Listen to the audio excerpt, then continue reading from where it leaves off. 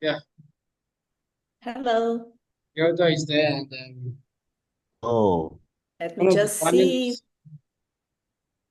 I have to. My, this is not working. 1 second. Mm,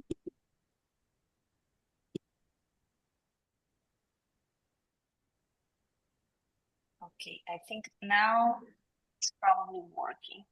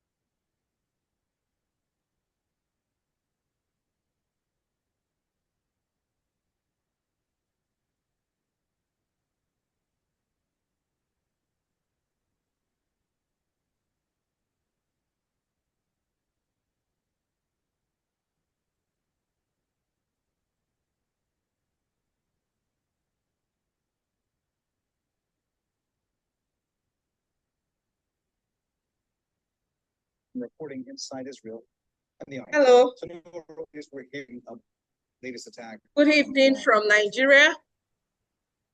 Can you hear me? So there were okay. Okay, good evening from Nigeria. Well, welcome to the panel on reading and reviewing Ana Lucia's book on Woman in Shackles, An Atlantic History of Slavery, published by the University of Chicago Press, 2024. Good enough. I have been following some of Ana Lucia's postings on Facebook for some time now, and it's nice connecting with you this evening. Earlier today, Dr. Mojama, who is supposed to chair this panel, told me that I'll be chairing the panel because he's engaged in some other activities in Germany. And he is going to be giving the guest lecture at the event in Germany presently as we speak. So as a result of that, he said I should also chair the panel while I also have my own issues to read out from the work. So I think all of us are here now. I can see Anna. I can see Aman von Ash from University of Illinois, Urbana-Champaign. I can see Lisa Lindsay. Good to see you. I can see okay. I can see myself and Ajibola Abdurrahman. I think I just saw him join. Okay, yes, I can see Ajibola Abdurrahman. So without wasting time, I'll call on Ajibola Abdurrahman to give us his presentation. And then before we go on, let me just mention that I'm also on another panel to review a book as we speak now. So while we are going on this, I'll quickly excuse myself to go upstairs and do my presentation over there before coming back here. So thank you very much. And let's have Ajibola Abdurrahman to give us his review of Ana Lucia's book. Hello, Ajibola. Hello, Doctor. Can you give me like a few minutes? Is there anyone who can go ahead first? Just be like 2 minutes. I want to position my camera, please. Okay. We'll wait for you. Please. Thank you.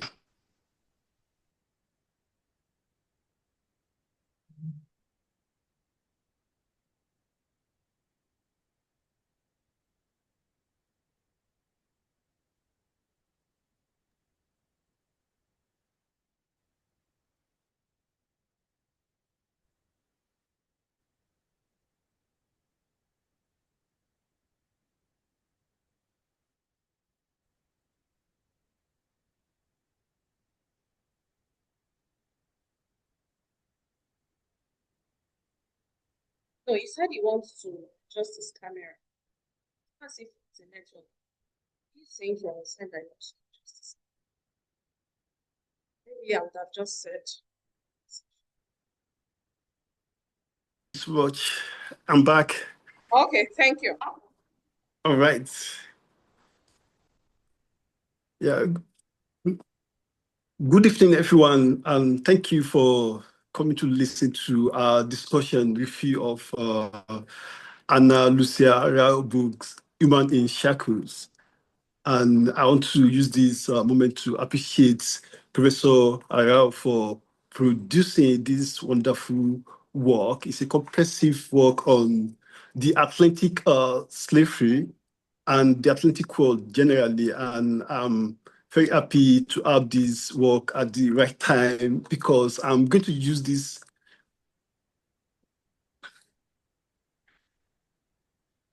Please, can you hear me, please? Yes, we can. Yes, we can.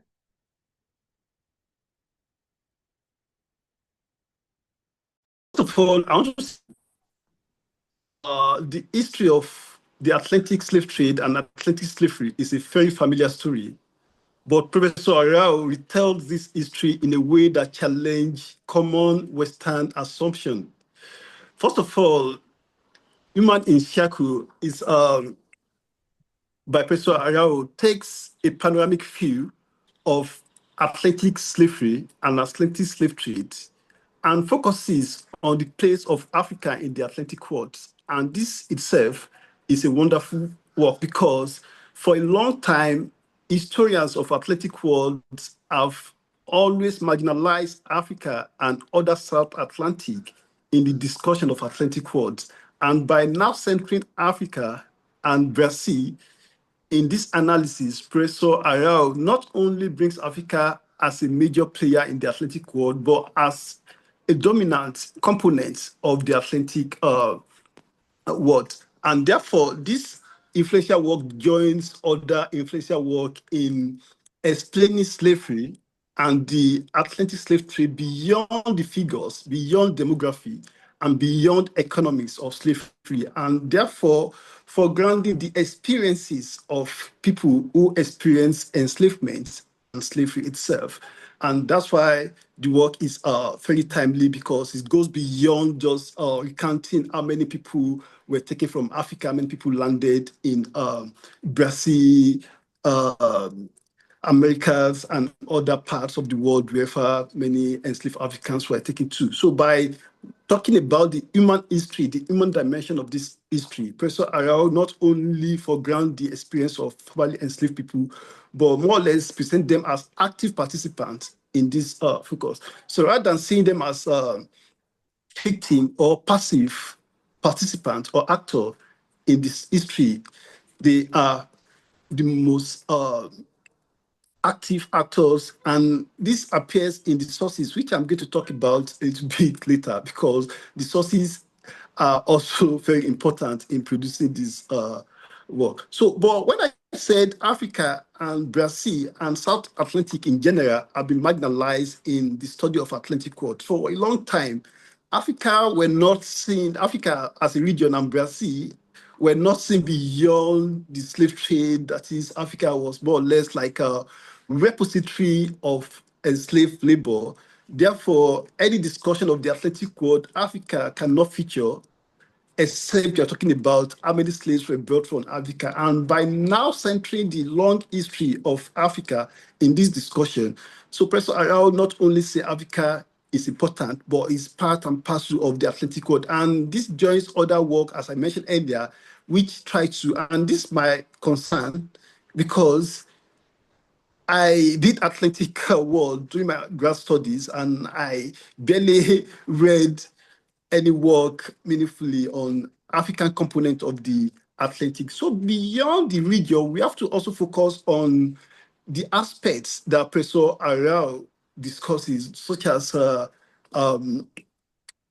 apart from Brazil, we are talking about the enslaved women, especially their contributions to history of slavery or the institution of slavery in Latin America. Of course, we know that women, like other underrepresented groups, have been marginalized in any discussion, especially in African East. And this also reflects in the sources. And I read where Professor Arao says, of all the published materials he's using, none was produced by women, especially in the South Atlantic region. Of course, there are some enslaved women produce narratives in North Atlantic region. We have Phyllis Whitley and other enslaved women who wrote about their experiences. But we can see that the nominant sources were produced by enslaved men, and that will lead me to another aspect of this discussion. So I must say, I must commend Professor Arao for producing this wonderful job. Because of time, I will quickly go to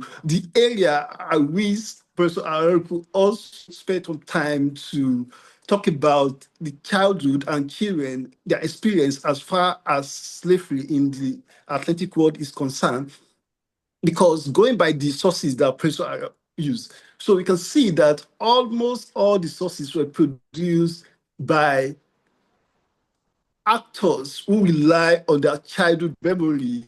To what extent can we use the study of Atlantic slavery to the study of children and childhood? Because They're talking about Aquino, talking about Kugona, talking about Kosa. All of them talked about their childhood, especially when they were beyond the age of 15, beyond 20. And that also brings methodological issue as well. So if you're talking about sources as the reason why, I know in fairness to Professor Arao, our focus will not be on children, but by going through the sources and also noticing that many of these sources, they rely on their childhood memory. So that also tells us the importance, the relevance of childhood studies and in the history of Atlantic slavery. So of course, I'm a scholar of childhood, and no historian can do everything. So some of us who have to, because this is a challenge and inspiration at the same time, to see how we can use childhood study as a category of analysis in studying Atlantic slavery. And just like Professor Ariel has mentioned and argued persuasively, that we cannot understand the whole history of Atlantic slavery and Atlantic slave trade without considering Africa as a rich component part of Atlantic world, and at the same time, the active role played by Brazil in terms of slave trafficking. So I'm also making a case that it will be difficult to fully understand the study of Atlantic slavery and Atlantic slave trade if we don't take into consideration the permanent place of children in this history. And I also want to point attention to the figure, the statistic from Professor Ariel's work that says that nearly two-thirds of enslaved Africans sent to Brazil were young males. And that's two-thirds. That's a very large percentage of enslaved people who were sent to Brazil. They were two-thirds of the total number. And we are considering males alone here. And if we consider female, young female, it means the figure will go up, and that also call attention to the centrality of children in the study of Atlantic slavery. So I will stop here. I don't know how many minutes I have, but of course I can add. I'm just about telling you that you have just 2 minutes more. Okay, yes. Oh, thank you so much, Professor. So, while I understand that Professor is focusing on underrepresented group regions such as Africa, Brazil, and particularly women, and it's important that Professor Aya was able to, despite the scarcity of sources as far as women are concerned, so she was able to use or dedicate about 4 chapters for women history, but it is a paradox that if when in chapter 10, the opening paragraph or opening story of that chapter starts with a young girl named Honorada, who is 12 years old, which again calls attention to the importance and relevance of children in this story. So thank you so much, Vessel. So if there is maybe subsequently, if I have Definitely. time, I can We'll also. still do a kind of recap and have a kind of Yes. recap and say more. But for now, let's just follow the time. And I also want to give my own thoughts about Professor Araujo's book, Woman in Shackles, A History of Atlantic Slavery.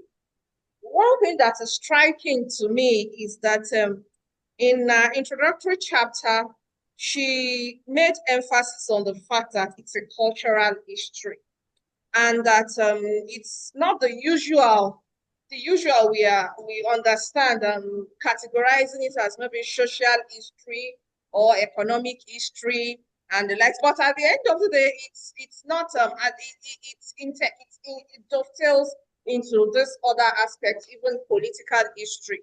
But then she tried as much as possible to ensure that our method and sources speaks to the cultural history. And that it crafts a human perspective to understand how Africans were enslaved and their descendants. Then it's also a transnational history because it cuts across continents, America, Africa, and other places in the world, Europe. And one thing is that it's engaged a form of history that there has been biases about it. the way it is seen, the way scholars have seen issues of slavery has been biased. And then she is saying that she is focused on African and Black experiences. And it's good enough that she also took women into consideration, which is often not written into history beyond Africa. So, of course, while I was reading the introductory chapter, I came across the place where she was trying to define her objectivity in the research. Define her objectivity in the sense that she had to explain her identity and discuss about the challenges of generalization that that could have been encountered, but how she managed it in the research. And then her position as a historian is that she has Portuguese and Spanish. She has a kind of identity, but at the same time, she is trying to study a subject that cuts across. So one thing that is also manifest in this work is emphasis on the slave markets. How slaves were commoditized in the slave markets. Then a thematic issue that came out of this is international trade. The question of slavery also connects international trade during this period. Even though it is considered an inhuman commercial transaction, but we cannot put away the fact that it is an international trade. Now, one thing is on Fig 8.1, on Fig 8.1 of in our book, she represented women. She represented how women's lives are as slaves, where the tiles in the portraited in that kitchen shows how Black women were carrying out kitchen work in the slave era. And this goes to show us, and what we have seen in other works, how African women actually shaped a lot of events in America. For example, a number of African women, in addition to what she has portrayed here, a number of African women actually wrote culinary books, and a number of culinary strategies they took away from Africa were actually used to prepare food in the houses of their masters. So this goes to show us some legacies that were brought from Africa into Europe and America. Of course, I've written a paper on creative expressions of African women in diaspora. And from that paper, it got interesting to me what Ana Lucia is trying to say, because I tried to look at how the culture of dancing, singing, and drumming, as well as the African traditional religiosity, was expressed by female slaves in diaspora. So beyond that, I took interest in chapter 17, particularly, which she titled Homecoming. In this chapter, it was about the usual thing that we have been taught in our classes here in Africa about, it resonated with a summary of what we've been taught in our history curriculum here in Africa about the roles of Marcus Garvey, the efforts, the struggles of the Blacks in diaspora, and the plan to relocate back to Africa. There's a section on page 441 that she actually made reference to.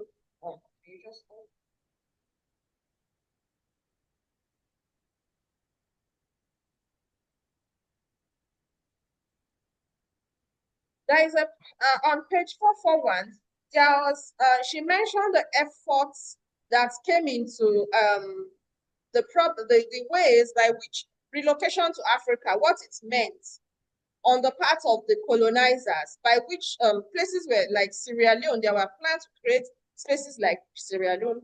And it was not even about creating those spaces alone. It was also about doing a mission civilized searches, where civilization was considered for Africans. And part of this was that there was a kind of Christianization and Europeanization of people that were even being relocated back to Africa. And then on page 4443, she made emphasis on the colonial plans. Even after being relocated, after relocation to Africa, there were colonization plans straight away. And that shows that even though, despite the fact that there were plans to relocate Africans back to Africa, it wasn't just about relocating them to Africa alone. From there, the dependency theory had been brewed, is being nurtured again, because the idea is not just to leave them alone after relocating them back to Africa, but it's also to continue a colonization process. Then, of course, we can say that she gave explanation of how Monrovia in Liberia was actually named after President James Monroe. And she explained the migration patterns and some other issues that emerges from this chapter is the religion of the enslaved men and women who were turned into Roman Catholics, and creation of Afro-Luso-Brazilian community in the Bight of Benin. For example, I remembered about 10 years ago, I was in Benin Republic, and from Wida, we were driving through within the town of Wida, and I noticed conspicuously the Souza family. And she made reference to the Souza family in this. So as I was reading, it was resonating with me what I saw during my journey to Benin Republic. Now, of course, the afterlife, the next was the epilogue to the book after chapter 17, where she talked about the afterlives of slavery. And some of the issues that came up here was that I said I was going to criticize a statement she made over there on page 40. Yes, she said I think in the first two sentences or so, she said, slavery continued to exist in Africa throughout the 20th century. I think we need to debate that because it's quite, I agree that there could be spaces in Africa where slavery continued in the 20th century, but not, in fact, a kind of, maybe I should say 95% of Africa discontinued slavery in the 20th century. So you may need to re-engage that statement that in the 20th century, slavery continued. No, it was more of colonialism for every species in Africa. Although she cited the example of Mauritania, but that's not a typical example of what obtained in Africa in the 20th century. Then, issues on the afterlives of slavery was European colonization and forced labor. Yes, slavery stopped by 19th century abolition, but then I agree with you that European colonization created another dimension, which is forced labor. Then growth of Roman Catholicism. This was very prominent in Lagos in Nigeria, for example. We have the Aguda and the Saro, you made mention of them. Then, of course, Portuguese language was mixed with the local languages. We could see that in spaces like Mozambique, in some places even in Benin Republic. Then, of course, at the end, page 483. And some of the other issues that came up from the book is searching for a promised land, some of the challenges some Africans faced. And all in all, it is interesting to have read the book because it's opened up a lot of perspective to understand what women encountered also. Because as somebody that does gender and women studies, I realized that we are always faced with the challenge of writing women into history. And I must applaud you that this is a very good piece for us to further engage studies of women in Africa. Thank you. Thank you. Thank you so much.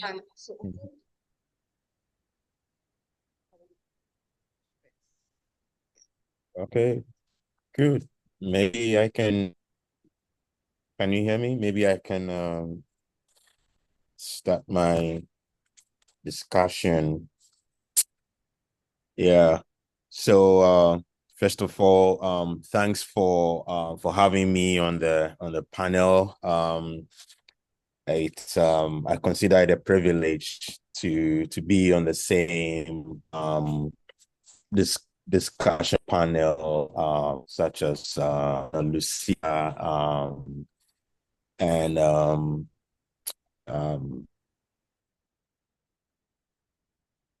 I kept seeing your emails, so it's nice to see you virtually. And Leah, I don't think we've ever been in any kind of panel discussion, and anybody who's in Lagos and how it's connected to the Atlantic world, we are in good company, right? So for me, one of the things that excited me about Human in Shackles is methodology. So I'll talk a bit about methodology, and then I'll go into some of the main themes of the book. So Ana Lucia is a fascinating scholar, and definitely a scholar that a lot of young historians and grad students look up to, and especially because she is a historian and an art historian. And has PhDs in both, right? So you see this, for the want of a better word, dual expertise shining through the ways in which she puts the this book together. And then also, am I permitted to say you are a polyglot because you work with multiple language sources, right? In a way that helps you to do original research in these languages, and for which reason you are able to read primary and secondary sources, and also bring different geographical, areas, even areas in the South Atlantic, which remains historically important in our understanding of the Atlantic, but because the sort of Anglophone domination of academy does not necessarily know those languages, we are left with a sort of uneven understanding of the Atlantic world, which almost by default tends to focus on the North Atlantic, and consequently leaving out the real epicenter of the Atlantic slave trade, right? So this would be the sort of broad focus of my discussion, right? So first, on methodology, I was really fascinated by your use of visual sources, right? And as a historian teaching art history department, one of the things that I get pushed on is, you need to use visual sources, not as illustrations, right? And so I like the way that your visual analysis comes through here. And on page 312, one of the things that you highlight was the French ship La Marie Seraphique, and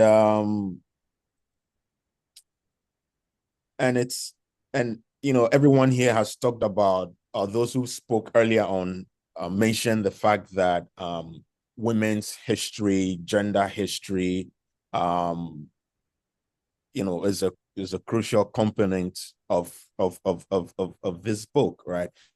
And the conventional sources, conventional written sources, documentary sources do not always allow us to get into you know, the sort of intricacies and nuances of women, of men, and know their perspectives, right?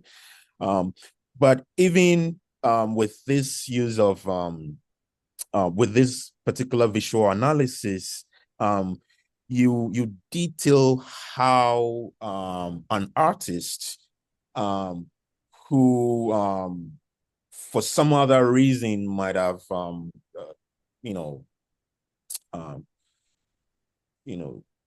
did a drawing or like a painting of the hull of the slave ship, and it could be random.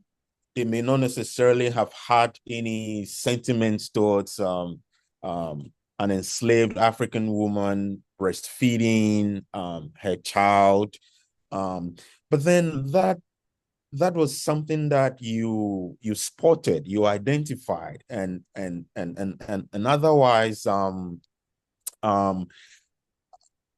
in fact, in my visual cultures of the Atlantic world class that I teach, one of the things that I push my students to identify and discuss is to what extent can historians get into the world of the slave ships? To what extent can we accurately or near accurately portray about the human suffering about this I call them floating dungeons, you know.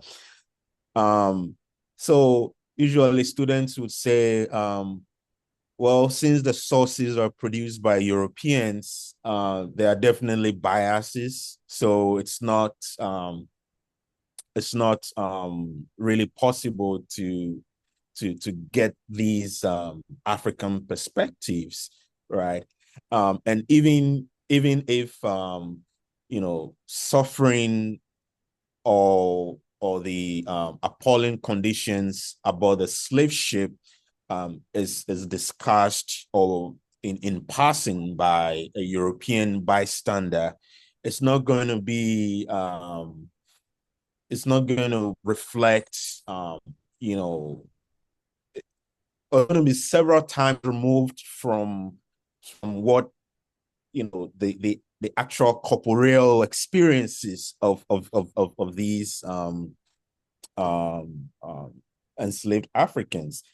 And in that class, we discussed the Mare Seraphique, and it's something that we discovered on the slave trade database, right?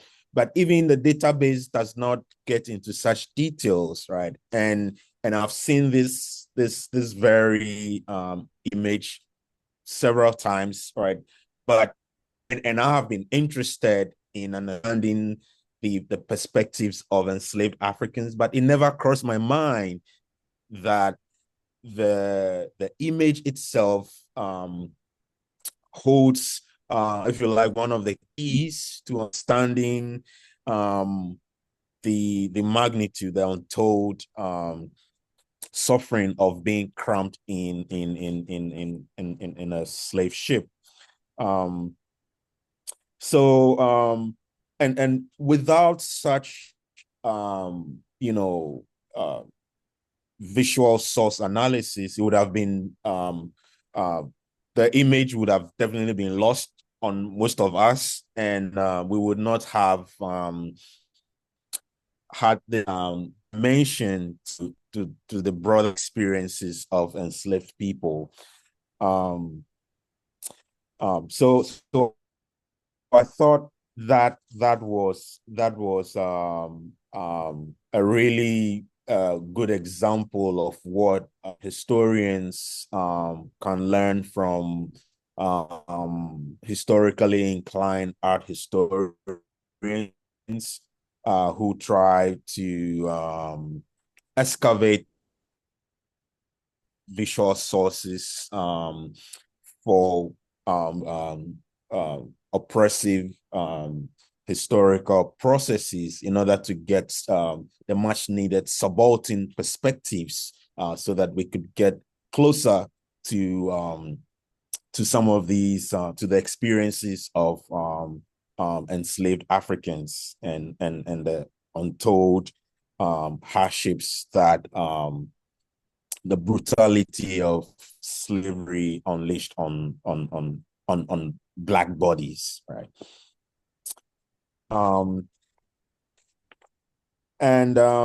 So these visual sources are nicely balanced with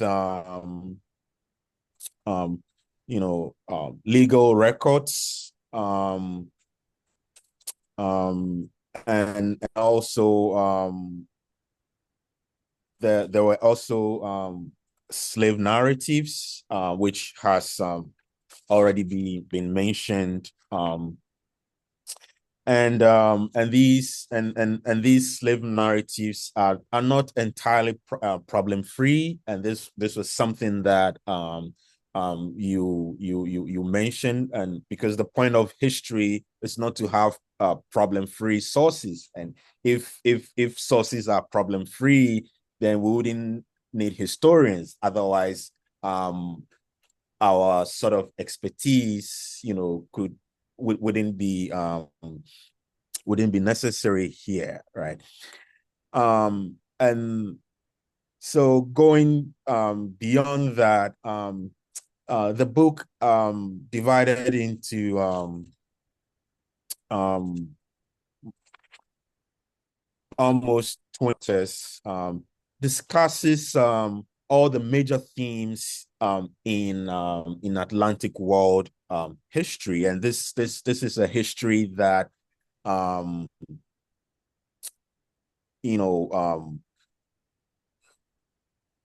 takes Africa seriously, not simply as a point of disembarkation, but also moves from Africa and comes back to the continent and discusses the themes of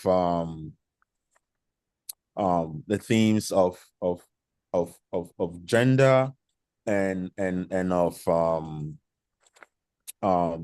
ethnicity and the connections between Africa and its transatlantic diasporas in ways that engages with not only engages but integrates a discussion of the Atlantic in ways that is proportional, right? So one of my big takeaways is the fact that every chapter integrates these huge span of geography, right? So when one talks about for example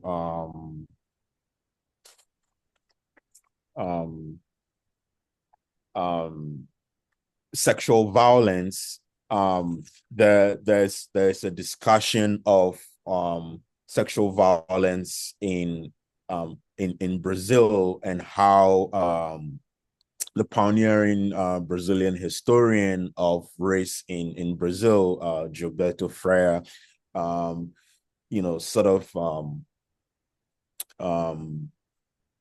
romanticizes relations between African and Afro-Brazilian women and their slave masters.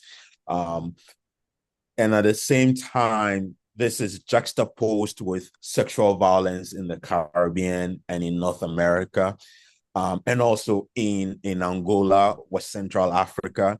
So you get a sense of a shared theme across the Atlantic, and I think this was a very productive way of integrating all these themes that for the most part has been discussed separately, and also it serves as a corrective to the literature in the ways in which the South Atlantic has been marginalized in broader discussions of slavery in the Atlantic world. And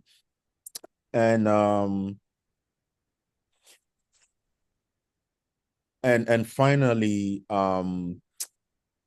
Ana Lucia also integrates these discussions of the North and South Atlantic precisely because of her language skills, right? And I mean, this allows her to read multiple sources, right? And one of the shortcomings of not having these linguistic tools is the fact that most of us don't know the even the secondary literature in Portuguese or in French, right? And so that could also lead to the duplication of work already done, right? So this work is very important in bringing so it's not just about primary sources, it's not just primary source analysis, but it also does a good job of bringing hitherto unknown Portuguese or French Can you please wrap up literature. now? Yeah, sure. Okay. And this enhances our own understanding, and finally it's despite all the strengths, sources produced by Africans in African language sources are definitely lacking. But on a whole, I think scholars who work in West Africa with West African Islamic sources also enlighten us on how these indigenous written sources are important. So even though I'm not sure if Ana Lucia reads Arabic or Ajami scripts, but then she also does a good job in emphasizing some secondary sources that emphasizes literate Muslim and enslaved individuals in the Americas who used Ajami or Arabic language sources. So on a whole, methodologically, this is a very interesting addition to the ever expanding literature on African and African Atlantic history in a ways that bridges all the continental divide and also bridges the past and the present, right? And also memories of slavery and the slave trade. Thanks. Thank you so very much. So we'll move on to Professor Lisa Lindsay, and then we'll go after to Benjamin, who will just join us. So Professor Lisa, it's your turn to speak.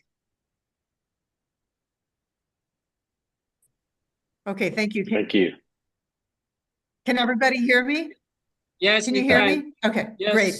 Thank you. I'm delighted to be part of this panel. Greetings from North Carolina. I'm sorry I'm not in Lagos with you to participate in this conference because it's such a wonderful Thank you. conference, and I'm so happy that it exists, Thank you. and that Professor Adarento and his team managed to organize this every year. Okay, I'll move on.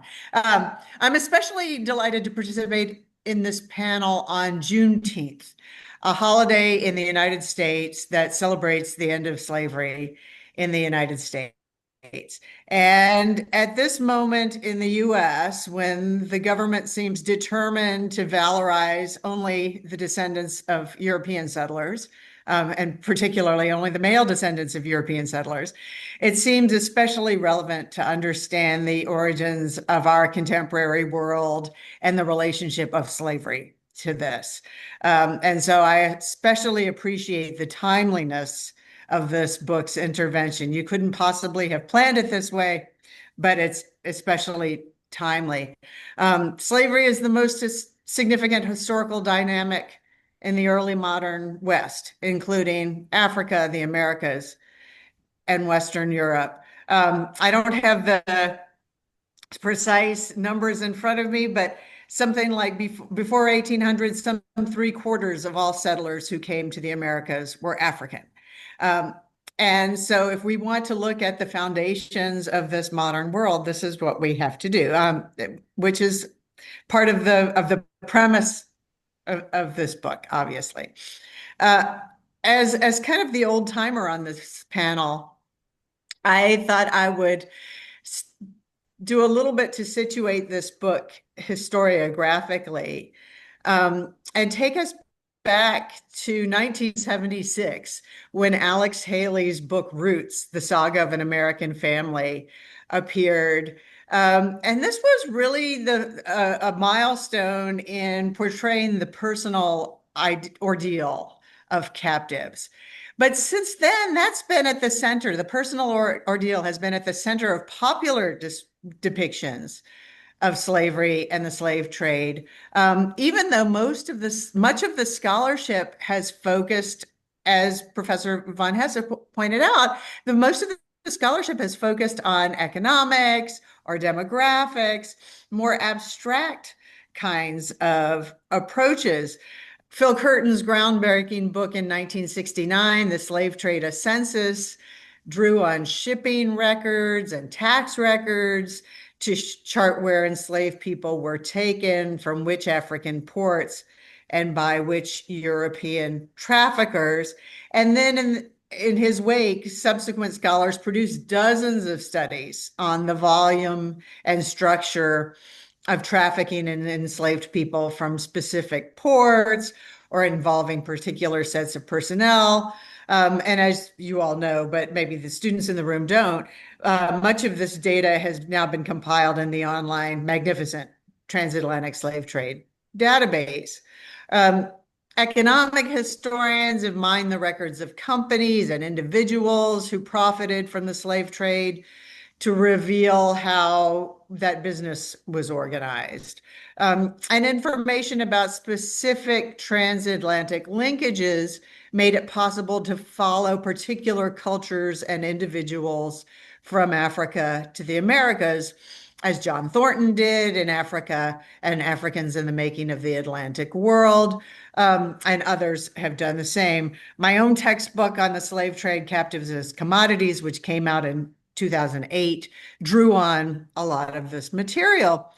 But it seems to me that we had a turning point in the early 2000s when scholars of the Atlantic slave trade became increasingly attuned to human experiences and predicaments rather than this large-scale abstraction of demographic data.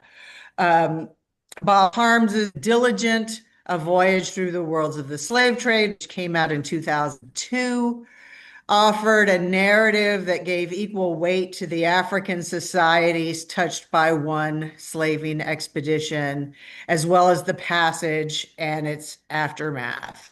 Marcus Rediker's book, The Slave Ship: A Human History, which came out in 2007, brought the massive system of international slaving to life through personal narratives, while Stephanie Smallwood's Saltwater Slavery, which came out the same year, embedded slave ship captives in their cultural context to reveal the psychological as well as the physical horror of the Middle Passage. And so it's in this context that Ana Lucia Araujo's Humans in Shackles also combines broad developments, large abstract developments with accounts of individuals who confronted the challenges and horrors of their times. So this book, as many of you know, is a synthesis for today's readers that brings together European merchant capital, African societies, the colonial Americas in broad strokes, but also with biographies and personal account, a wide range of individuals, many of them women. And it emphasizes the lived experience and the humanity of people caught up by enslavement, including their social relations, resistance, and culture. As others have pointed out, it takes African history seriously, and it balances enslaved people as victimized, but also as active agents. To do this, Professor Araujo draws on an extensive range of up-to-date studies from a wide swath of different fields, and she draws impressively on English and non-English scholarship, so that there is much on Brazil and Angola.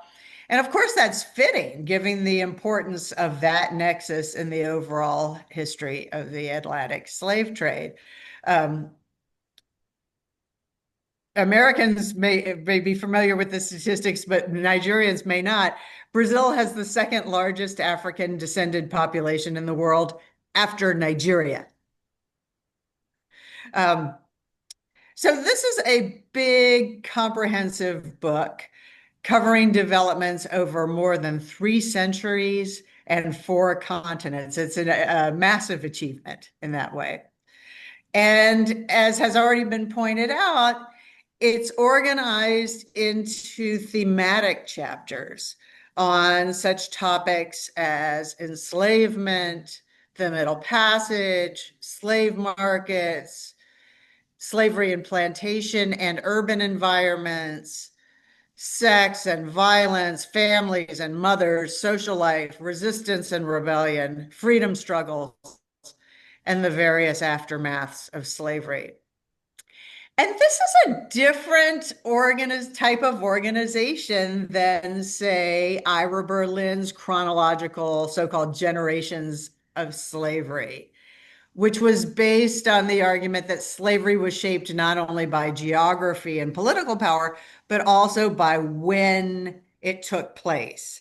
That is, slavery had some common characteristics over time and space, but it also differed geographically and by the time period. And Berlin delineated what he called the charter generations, the plantation generations, revolutionary generations, migration generations. Oh, sorry, I'll get on with it. And so this book emphasizes commonalities across slave societies and themes. And so I would ask Professor Araujo, when she talks, to tell us about having made that choice and what went into that choice. Like I said, this is a book with great breadth, a wide geographic and chronological range, balancing broad developments with personal experiences, sustained attention to the South Atlantic world and to women. Specialists in the history of the Atlantic slave trade will appreciate its synthesis of up-to-date research and its presentation of images and material histories, as we've heard, as well as many personal accounts, snippets of biography. It will be especially useful for those who are new to the field and students as a real resource. And it's a timely reminder for all of us that the ordeal of slavery made the modern world that we're now living in. So thank you very much. Thank you so much, Professor. So Benjamin, you can go ahead. Good morning from the middle of the Australian jungle. I apologize for not being able to speak to you earlier, but where I am is a little bit well, anyway, I mean, I'm not, I don't want to say in the middle of nowhere because that always sounds very disrespectful for the people who live here, but it's I'm somewhere where I've never been before, and I didn't anticipate the Wi-Fi situation. But here I am. And so, in view of the fact that I have missed some of the colleagues' comments, and I apologize for that, and I didn't really communicate sort of a division of labor. I'm fortunate that I did hear a little bit of it, particularly Lisa's comments, and I want to thank you again and to the organizers for putting this together. Can you hear me? If I don't know, is it, yeah, it's loud enough? Yes. Okay. So I'm going to be relatively brief. Because partly because I only heard some of what has been said, and the risk of being duplicative, but certainly because I really want to hear what Ana Lucia has to say in response to some of these comments.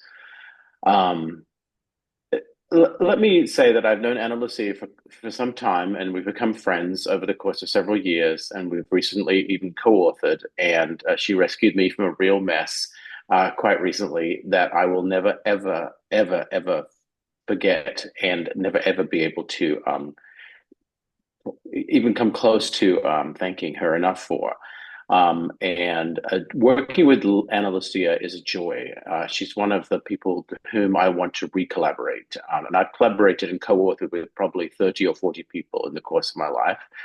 Co-authoring is the thing that I like to do more than anything else. And she is one of those unique people that you can turn to in a collaborative context and know that they will not only come to the table and do what they said they're going to do, but they do more and bring more to it than you ever possibly imagined.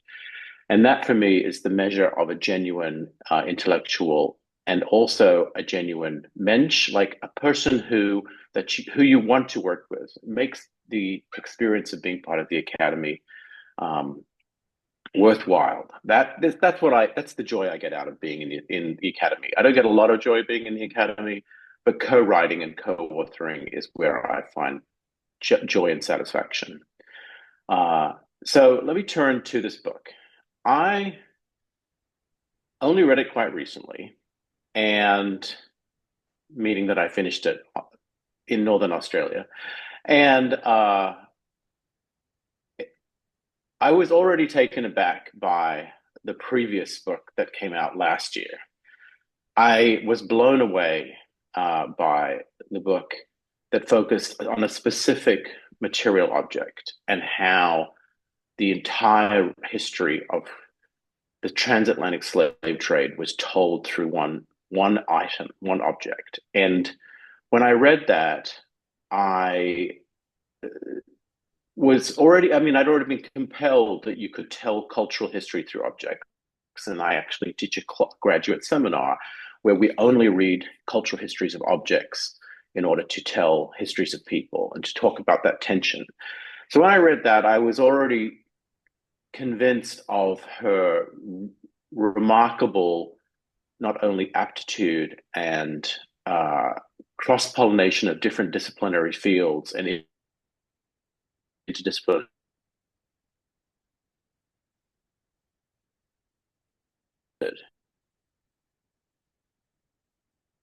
this morning because I'm kind of on a high and it's like 3 a.m. But, I was taken aback by this book.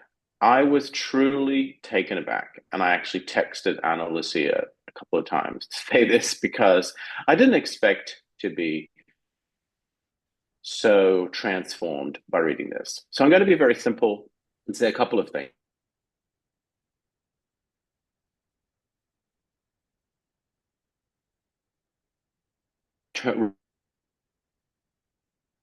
Right.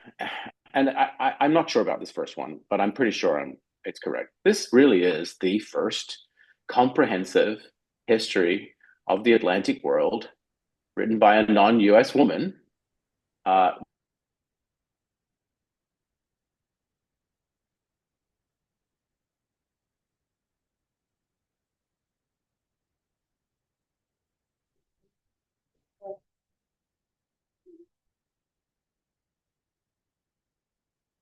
right? And I don't have a bibliography or a library in front of me here in the jungle. So that was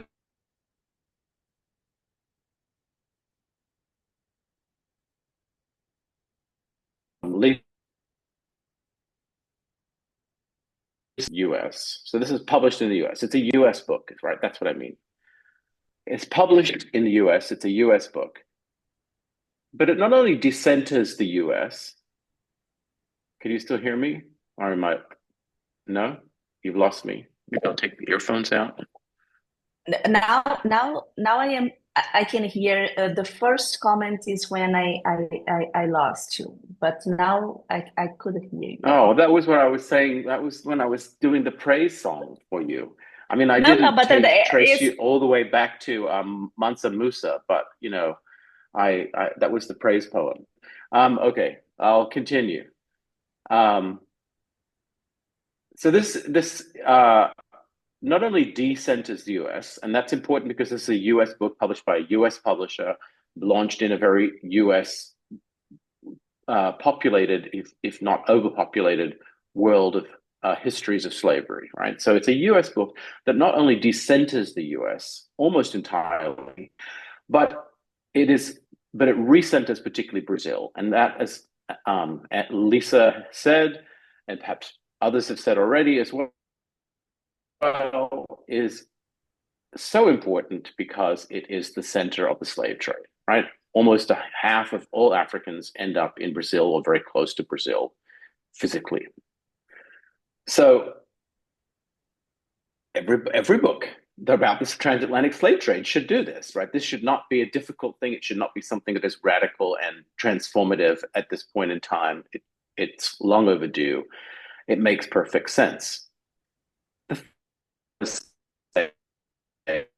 Is that this is a remarkably new and innovative interweaving of both biographical history and general history. And at first, I thought when we started with Babakwa that I'm not sure how this is going to work because there are different stories that have key parts for different thematic chapters, but I can't quite imagine how we're going to keep hearing from the same people over and over again and yet pursuing biography. And I've written a biography, and I'm also writing another biography right now, a South African biography. Lisa's written biography and is an expert in biographical writing, and it also has an edited volume with a colleague on biographical writing. Organized an amazing conference, I remember, more than 10 years ago now, I think, on biographical writing in the Atlantic world.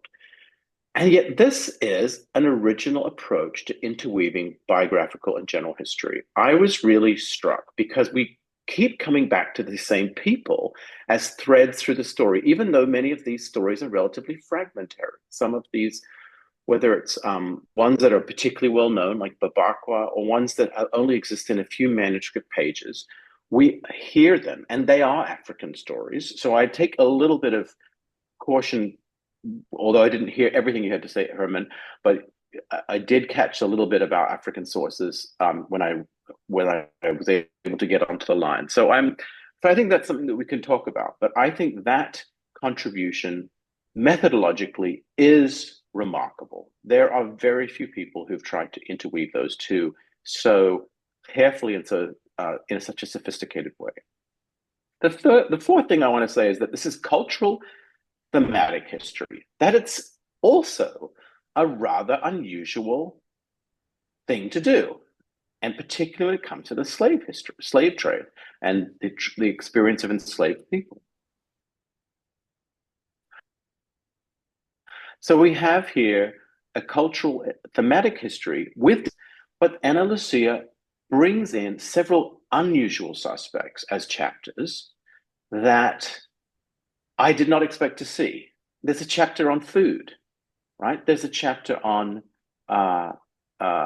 motherhood, and yet they sat in the community of chapters so perfectly and succinctly, and I found myself again blown away as I stumbled onto the chapter about food. I did not expect to read about women feeding the city, and yet I was like, well, of course.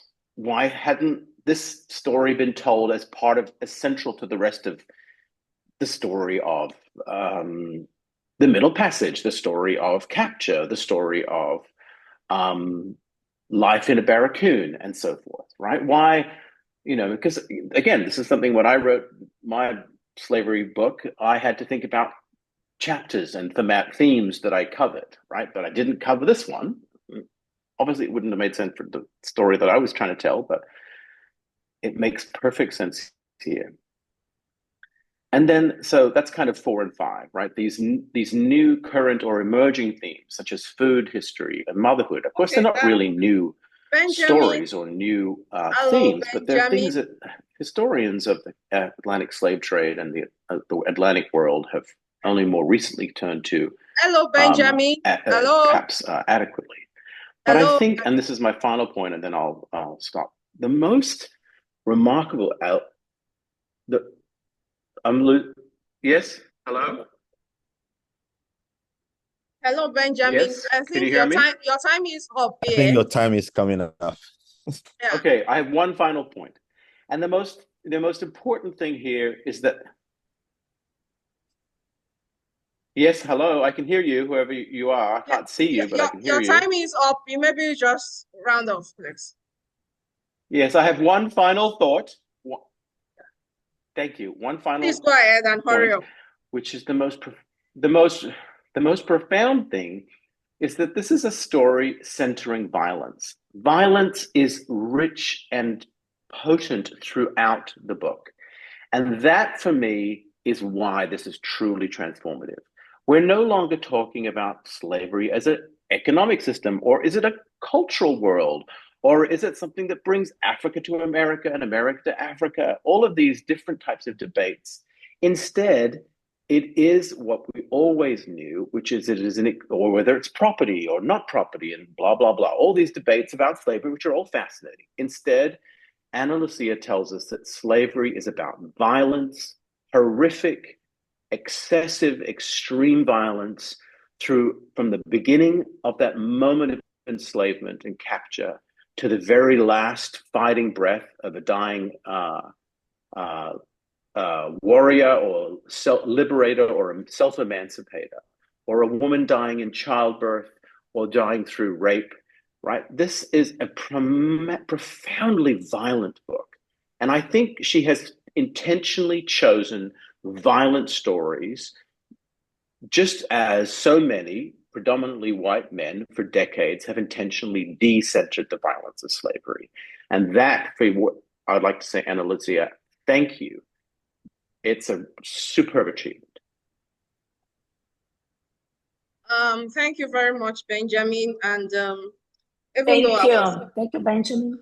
I was away for a while, and Benjamin is putting more emphasis on violence, and that Ana Lucia's work has exposed an aspect not really about cultural, not really about the economic, but a history of violence. And I think when we are trying to sectionalize historical research, while we look at political, economic, and social in fixed ways, what he is saying now is that history of violence is another thing that comes out of this work.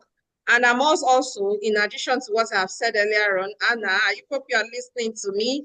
And I appreciate your resilience in doing this work, because I read where you said in your acknowledgement that you spent 20 years doing this. And I said, wow, this is big. And it's actually a reference book for me that I will keep rereading and making references to. And I like the fact that on your page 480, you talked about multiple legacies. And what I teach American history, and so it resonated with me, because I was able to see what I tell my students, that a number of the wealth created in USA, especially in the process of nation building over there, we cannot remove the Black question in building that wealth. And I think it's resonated with what I've been teaching my students. So thank you very much for giving us this. So I think we can have your response now. Thank you so much. Thank you for all the comments and the questions, and especially for being here today in different places for this conference that I never attended, and that I hope that I'll be able to attend one day, and to be in Lagos with you at some point, because Lagos is central also for this history of the Atlantic slave trade, and especially for the South Atlantic.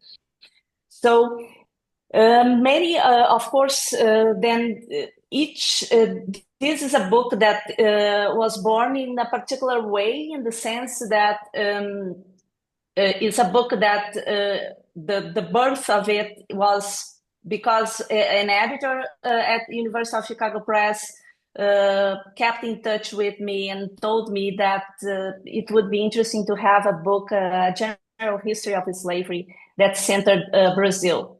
So I know that for people that are very much in the field of Brazilian history, or the field of slavery in the Americas or in the Atlantic world, perhaps some of then either the themes or even the sources or the literature that is discussed in the book perhaps is something that is not new. But the idea of this book was a book to that would be able to reach more general audiences than an strictly academic book. So this was the idea, to have a book that could reach these more general audiences, what you can call academic trade book, and that you would cover, of course, the history of slavery in the Americas, but with three focus, then with three, like I would say, main elements. The first one was to consider Africa from the beginning to the end of the book. The second, to center Brazil, for obvious reasons, that Brazil was then more than half of enslaved Africans who were brought to the Americas landed in Brazil. Brazil is still the country with the largest Black population in the Americas.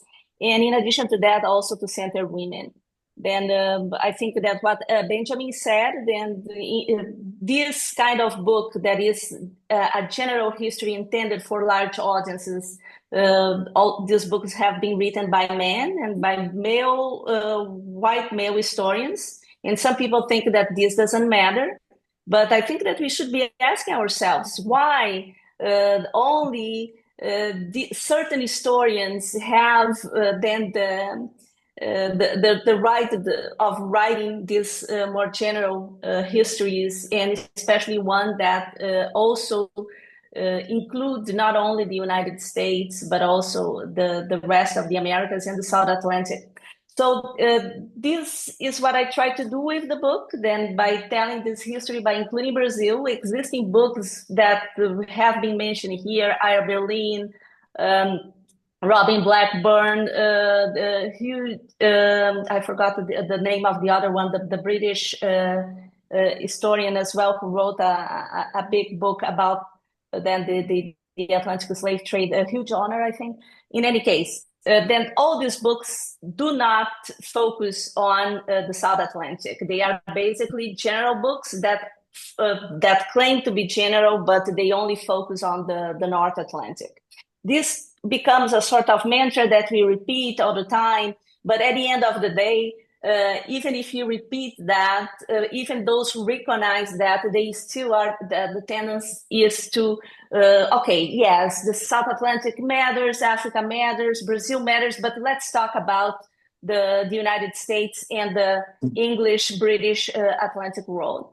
So this is something that the book, another element that the book attempts to do as well, is that even if I focus on Brazil, I also incorporated the United States, because of course this is a book that is intended for mainly to an audience, English-speaking audience, who is in the United States as well.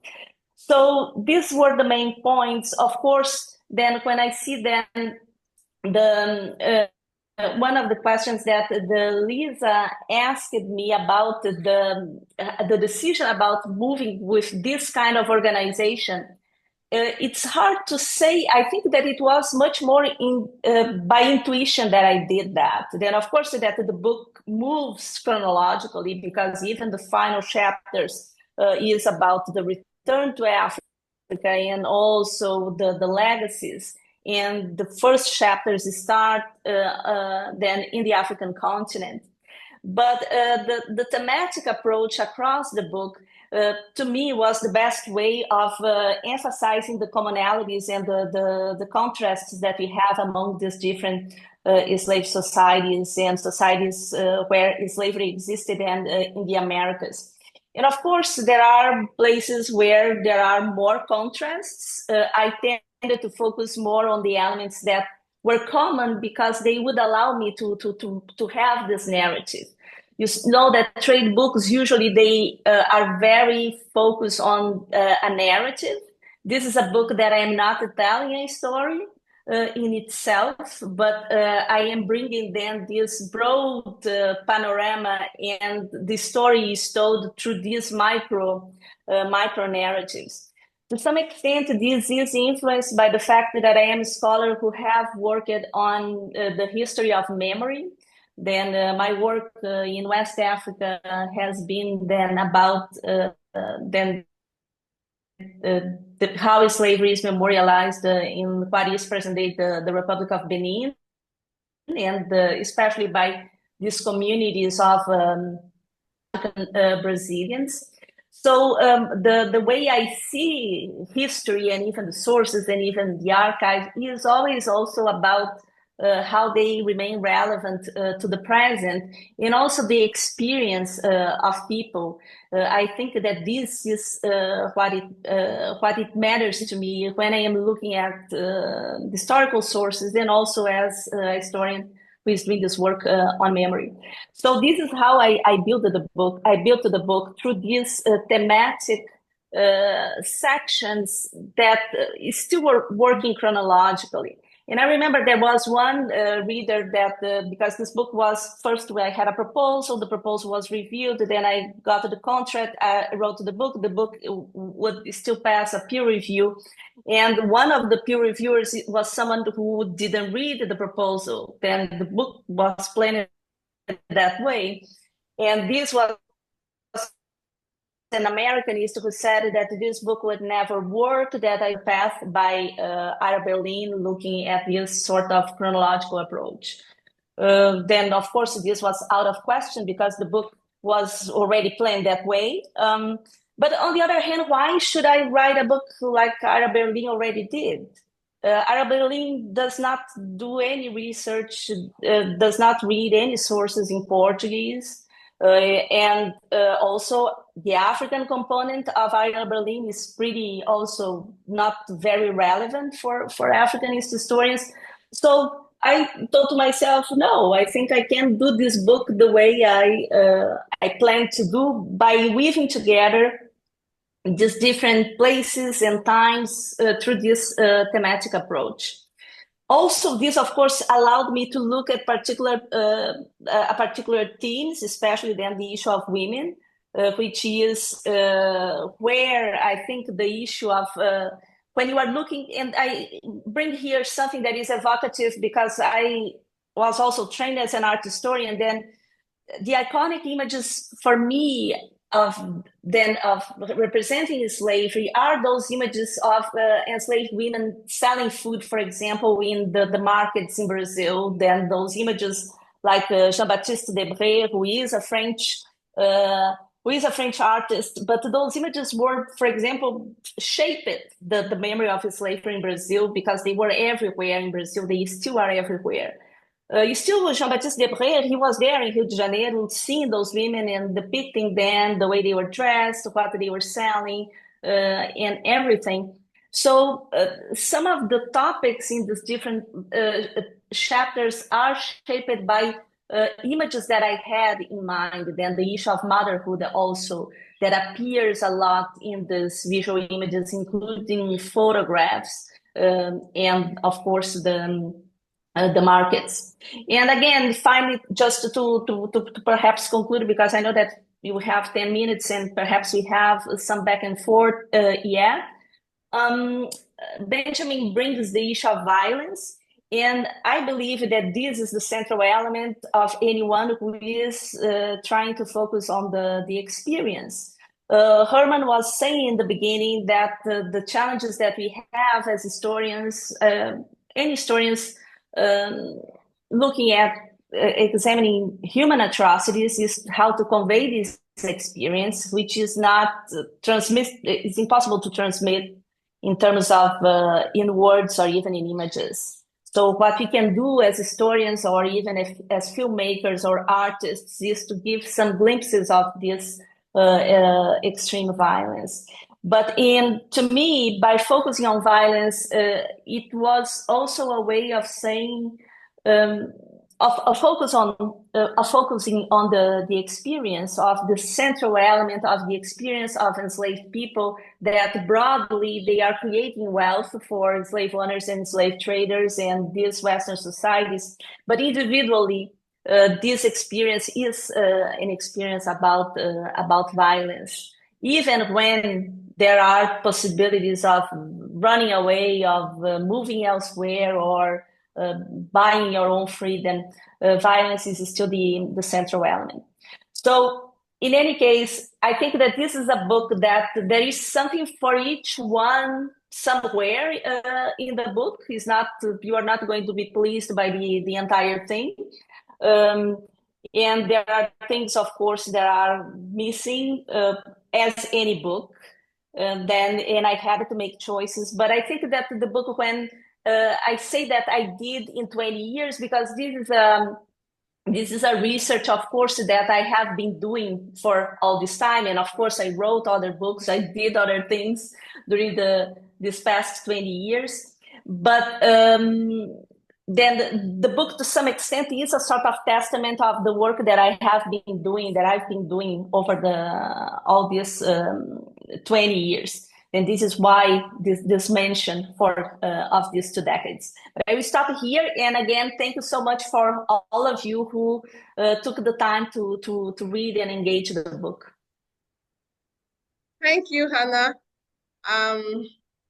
Yeah, it's quite interesting to listen to you about your sojourn and how the approach, the thematic approach you used, and perhaps how you were discouraged, and then at the end of the day, you just felt it's something you should put out there. And I agree with you that it is very important to put it out here, because we tend to see issues of slavery or questions of slavery examined in certain ways, but you have given us some new dimensions and holistic ways to examine the question of slavery, especially the Blacks too.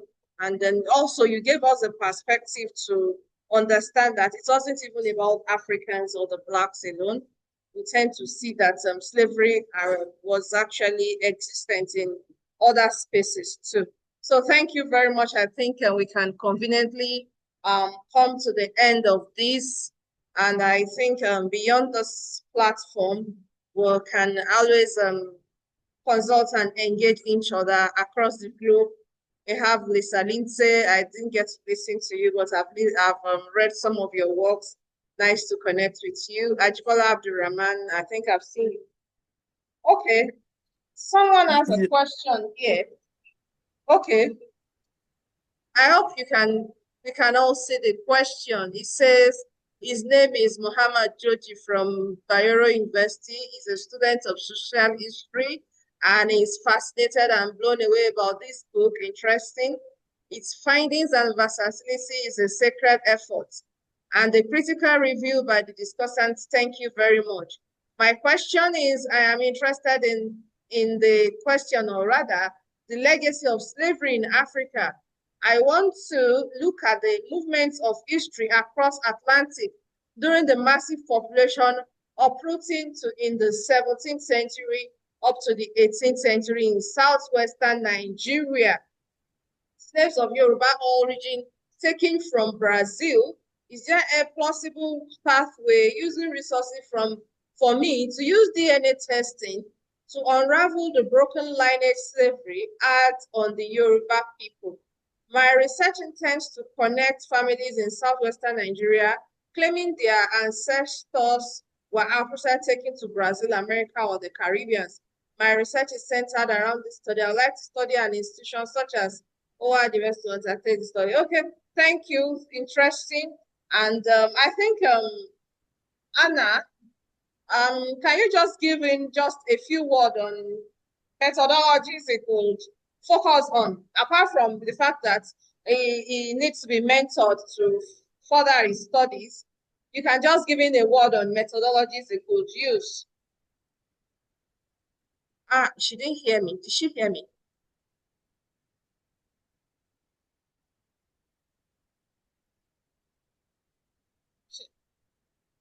Thank Hannah, you can for you hear this. me? Okay. Yeah, Have you I am read? having Have a you read? hard time, Oh, then Sikiru, what you said, but I was like, yes, yes, I was able to read the question, and what I would say is that I invite Muhammad to email me if he wants to know, like, then I do not work with DNA. I think that is problematic. Historians, there are some historians that I know that have been doing this kind of work, Linda Hayward and John Thornton. At Howard University, we have in biology a colleague, her name is Fatima Jackson, who has been working on this issue of even intergenerational trauma and connections with DNA. In the case, I think that is much more interesting, I would say, to work about these claims of ancestry that is connected to people who were transported to Brazil than to look at the DNA itself. But I would say that if Muhammad wants to send me an email, I can give more details about that as well. okay. He will reach out to you. And so thank you very much, Ajibola. I think I've met you in Nigeria at our departmental seminar in history department. Yes. Ah, okay, because I was Exactly. trying to figure out if you are the one I met. Thank you, Aman, Yes, I and was. Benjamin. So nice to meet everybody. Have a nice time. We are closing here. Bye. Right. Bye. Thank you. Thank you Bye. all. Thanks, everybody. Thank you. Thank Bye-bye. you. Bye-bye. Get some sleep, Benjamin.